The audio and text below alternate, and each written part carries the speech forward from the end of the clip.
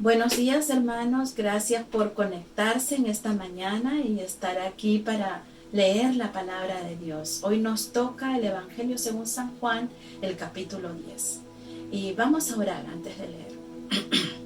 Padre Santísimo, venimos ante tu presencia para adorarte, bendecirte, exaltarte. Y al abrir tu palabra, Señor, pedimos la unción de tu Espíritu. Háblanos, Señor. Tú sabes nuestras necesidades. Y gracias, Señor, por tu palabra, porque es nuestro pan de vida. Es el agua que sacia la sed espiritual. Gracias, Señor. En Cristo Jesús. Amén.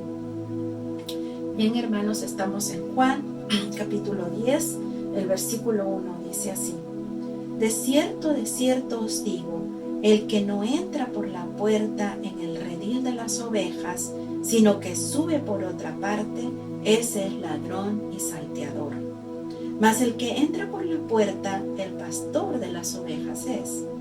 A éste abre el portero, y las ovejas oyen su voz, y a sus ovejas llama por su nombre y las saca.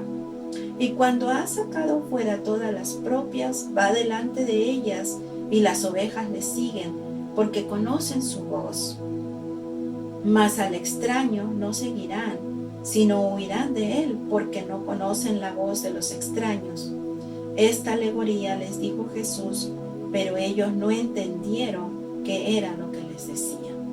Bueno, en el tiempo de Jesús tenían un redil comunal, o sea, un redil que pertenecía a la comunidad, y venían las familias trayendo sus ovejitas y los guardaban ahí durante la noche.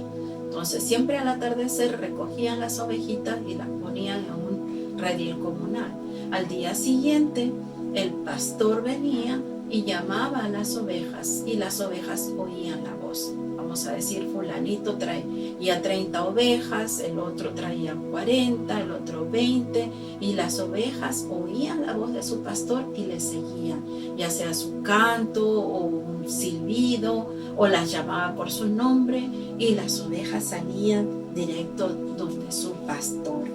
Era una cosa muy interesante, y hasta ahora es muy interesante cómo las ovejas pueden reconocer la voz de su pastor. Y las ovejas son animales tiernos, no son animales feroces, no atacan, pero son animales que no saben buscar su propia comida, dependen del pastor para que las guíe por pastos, por agua, para que tengan su comida. Entonces aquí dice que el portero abre la puerta o llama a las ovejas, y las ovejas le siguen, ¿verdad? Las saca y las lleva a comer. Conocen su voz, pero ellas no siguen a los extraños, huyen de los extraños. Y esto es muy interesante, esta alegoría que el Señor va a explicar un poquito más adelante. Sigamos leyendo en el versículo 7, dice: volvió pues Jesús a decirles, de cierto os digo, yo soy la puerta de las ovejas. Todos los que antes de mí vinieron ladrones son y salteadores, pero no los oyeron las ovejas. Yo soy la puerta, el que por mí entrare será salvo, y entrará y saldrá y hallará pastos. El ladrón no viene sino para hurtar, matar y destruir. Yo he venido para que tengan vida y para que la tengan en abundancia. Aquí está la diferencia. El Señor Jesús hace hincapié: los ladrones vienen a robar, vienen a arrebatar, ¿verdad? Y entran no por la puerta, entran por medios ilegales. Entonces, aquí estaba hablando de los fariseos y de los escribas y de la gente religiosa que no tenían quizás, bueno, el llamado para la obra como algunos pastores hoy en día, ¿verdad? Sino que estas personas lo hacían con otros fines. A lo mejor sí descendían del linaje sacerdotal o del linaje de Leví, pero no hacían su trabajo, ¿verdad? Hacían un trabajo como de asaltar, de violencia, de robar, y esto es lo que el Señor está declarando. Y hoy en día también vemos que hay pastores que maltratan a las ovejas, no las tratan bien, ¿verdad? no las llevan por lugares delicados, que coman su pasto, que tomen su agüita, que se alimenten, que se edifiquen, sino las maltratan. Y aquí está identificando al enemigo de nuestras almas, que vino a robar, a matar y a destruir. Pero el Señor vino a darnos vida y vida en abundancia. Una vida en abundancia es una vida no solamente con bienes materiales, sino una vida bendecida, con gozo, con satisfacción, con alegría, una vida que encuentre su razón de ser en el Señor. Vemos en el versículo 11 que el Señor declara que Él es el buen pastor y su vida da por las ovejas. El pastor se sacrifica, el pastor se entrega. Dice en el verso 12, el asalariado, y que no es el pastor, de quien no son las propias las ovejas, ve venir al lobo y deja las ovejas y huye, y el lobo arrebata las ovejas y las dispersa. Vemos entonces que aquí el asalariado es una persona a quien se le paga, ¿verdad?, por cuidar las ovejas. No le pertenecen, entonces a él no le importa. Si viene el lobo, este asalariado huye y deja que el lobo arrebate a las ovejas o disperse a las ovejas. En cambio el pastor no, el pastor agarra un palo, agarra algo, espanta al lobo y cuida las ovejas, las protege, ¿verdad?, las sustenta y las cuida. En verso 13 dice, así que el asalariado huye porque es asalariado y no le importan las ovejas. Verso 14, yo soy el buen pastor y conozco mis ovejas y las mías me conocen, así como el Padre me conoce y yo conozco al Padre y pongo mi vida por las ovejas. Entonces aquí el mismo Señor Jesucristo se identifica con el Padre. Dice, yo conozco al Padre, el Padre me conoce a mí, mis ovejas me conocen a mí, mis ovejas oyen mi voz, ¿verdad? Y yo pongo mi vida por mis ovejas. Y el Señor dio su vida por sus ovejas en la cruz del Calvario. Él derramó su sangre para que nosotros podamos tener vida. Entonces aquí vemos el sacrificio del pastor, ¿verdad? Verso 16, también tengo otras ovejas que no son de este redil. Aquellas también debo traer y oirán mi voz y habrá un rebaño y un pastor. Qué gozo, ¿verdad? Saber que no solamente los judíos, ese redil, sino también los gentiles somos parte de ese redil. El Señor ya estaba viendo el futuro, ya estaba viendo que tú y yo íbamos a creer en Él, íbamos a recibir a Cristo e íbamos a pertenecer a este redil. Verso 17. Por eso me ama el Padre, porque yo pongo mi vida para volverla a tomar. Nadie me la quita, sino que yo de mí mismo la pongo. Tengo poder para ponerla y tengo poder para volverla a tomar. Este mandamiento recibí de mi Padre. Qué poderoso es nuestro Dios, ¿verdad? A Él no le quitaron la vida. Él, llegado el tiempo, Él dio su vida. Él se entregó por nosotros y la volvió a tomar. Al tercer día de su muerte, Él resucitó con poder y tomó su vida y vive para interceder por nosotros, dice la Escritura. Bueno, verso 18 dice, nadie me la quita, sino que yo de mí mismo la pongo. Tengo poder para ponerla y tengo poder para volverla a tomar. Este mandamiento recibí de mi Padre. Volvió a haber dispersión entre los judíos por estas palabras. Muchos de ellos decían, demonio tiene y está fuera de sí. ¿Por qué le oís?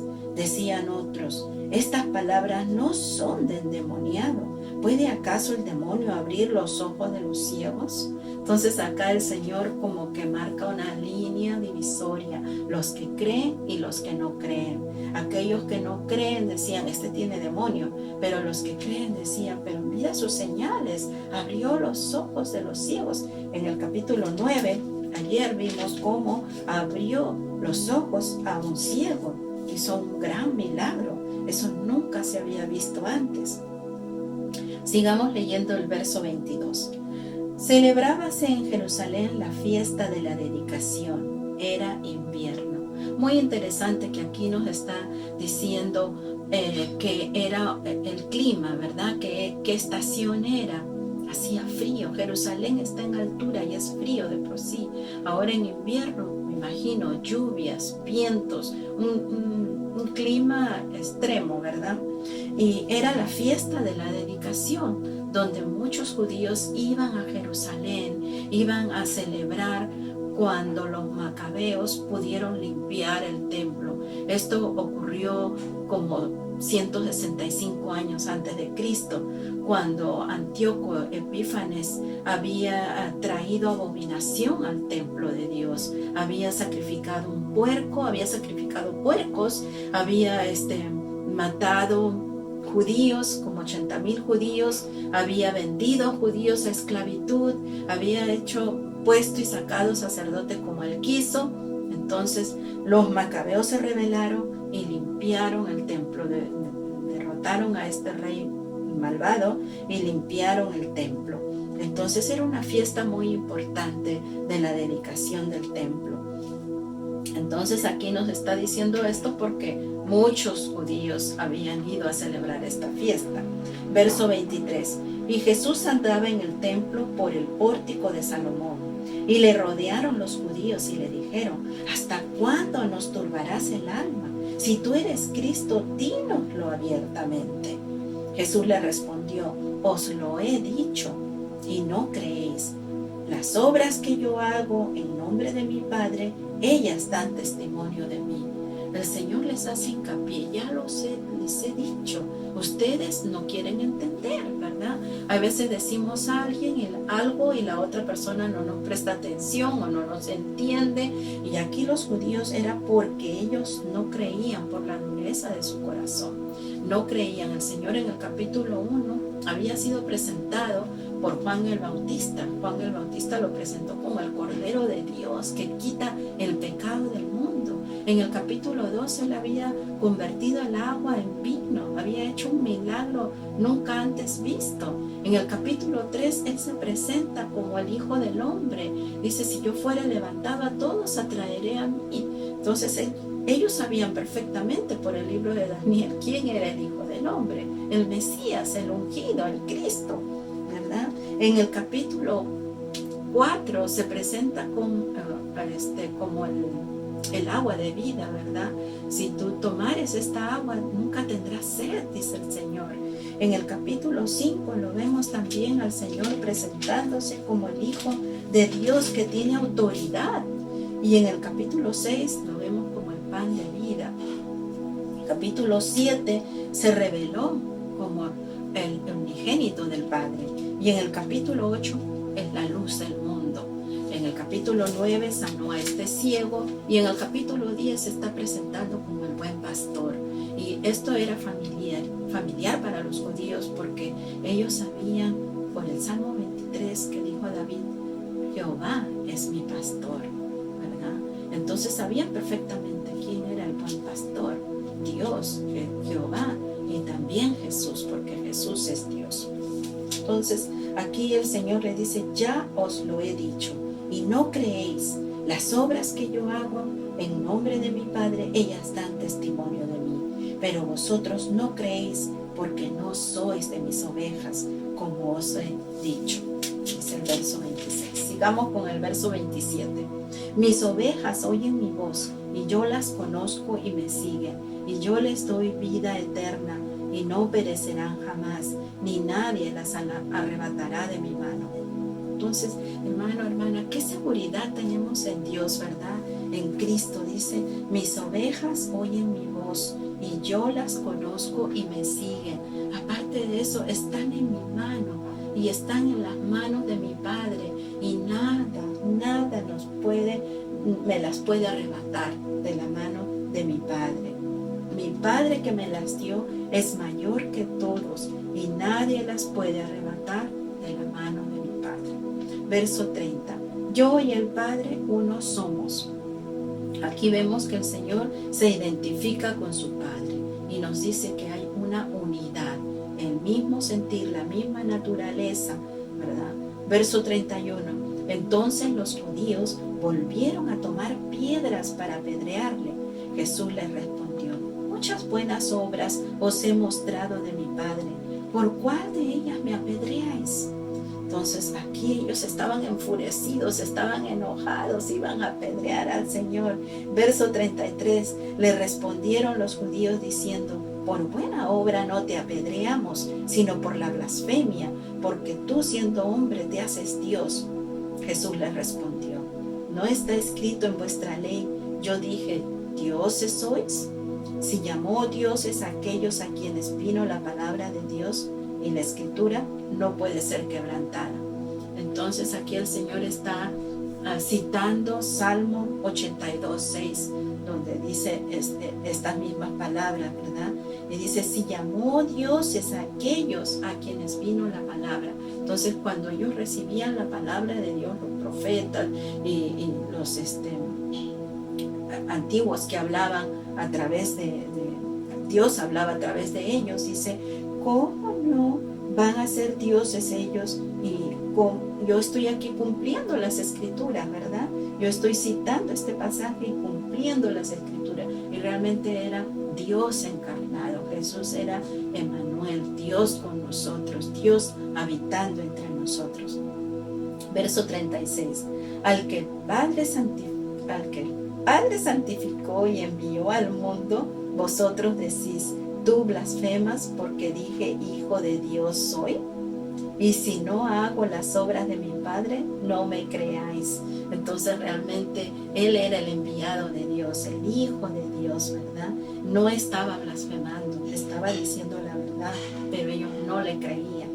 Verso 38. Mas si las hago, aunque no me creáis a mí, creed a las obras, para que conozcáis y creáis que el Padre está en mí y yo en el Padre. Entonces, mirando las obras que hacía Jesús, este era un testimonio, ¿verdad?, para aquellos que estaban viendo, presenciando. Verso 39 dice: procuraron otra vez apedrearle, pero él se escapó de sus manos y se fue de nuevo al otro lado del Jordán, al lugar donde primero había estado bautizando Juan, y se quedó allí. Y muchos venían a él y decían: Juan, a la verdad, ninguna señal hizo, pero todo lo que Juan dijo de éste era verdad. Y muchos creyeron en él allí. Es cierto, Juan el Bautista no hizo señales, no hizo milagros, no hizo prodigios, pero tenía un gran carácter, tenía una gran tarea espiritual, una tarea específica que se le había sido encomendado. Tuvo una influencia profunda y duradera, y además Jesús dijo el mayor elogio acerca de Juan. Entonces vemos que Juan el Bautista fue un gran hombre, fue el que abrió camino para mostrarnos al Mesías. Y con esto terminamos la lectura de hoy, y les invito para que mañana puedan estar conectándose con nosotros para escuchar el capítulo 11, para leer con nosotros el capítulo 11. Oremos. Gracias, Padre Santo, por tu palabra.